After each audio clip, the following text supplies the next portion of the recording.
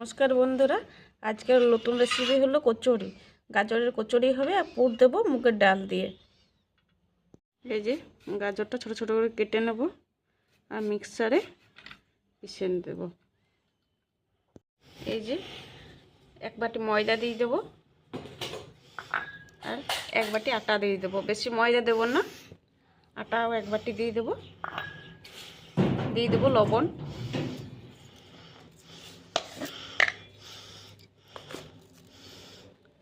কালো জিরে দিয়ে দেব।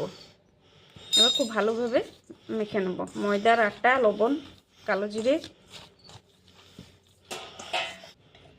দিয়ে দেব সাদা তেল।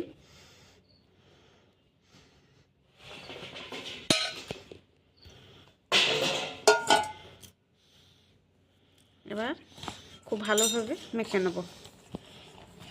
এই যে ময়ন করা হয়ে গেছে। এই যে এইভাবে আবার ভাঙলে ভেঙে যাবে। এবার মিক্সারে আমি পেস্ট করে নিয়েছি। এই গাজরের পেস্টটা দিয়ে মাখাবো আমি ময়দাটা। এই যে মাখানো হয়ে গেছে, একটা ডো তৈরি হয়ে গেছে।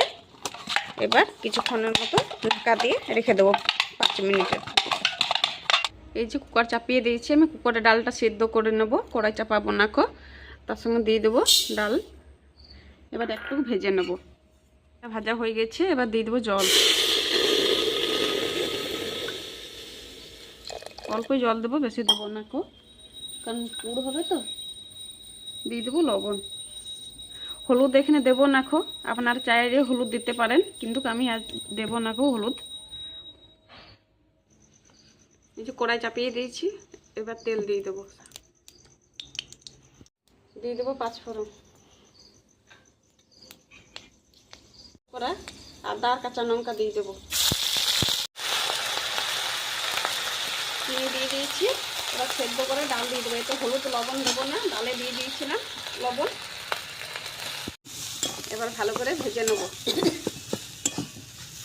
শুকনো শুকনো করে ভেজে নেব। এই যে হয়ে গেছে, কচুরির পুর তৈরি হয়ে গেছে।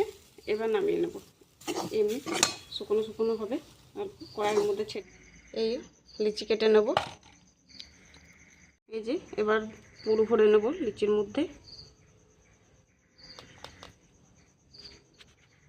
এইভাবে ভালো করে মুড়তে হবে, না হলে বেরিয়ে যাবে। এইভাবে পুরটা ভরে নেব। এই যে এইভাবে ভরে নেব, এইভাবে করতে হবে, কোথাও ফাটাফুটি নেই কেউ। এবার হয়ে এই যে সবগুলোই হয়ে গেছে আমার পুর ভরানো। এবার বেলে নেব। কড়াই চাপিয়ে দিয়েছি, তেল দিয়ে দেবো।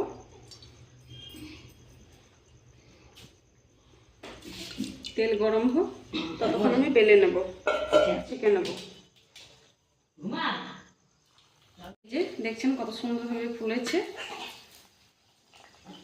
এই যে দেখছেন তো। এবার তুলে নেব। বন্ধুরা, গাজরের কচুরি হয়ে গেছে। এবং আপনাদের যদি ভালো লেগে থাকে এবং লাইক এবং শেয়ার করবেন।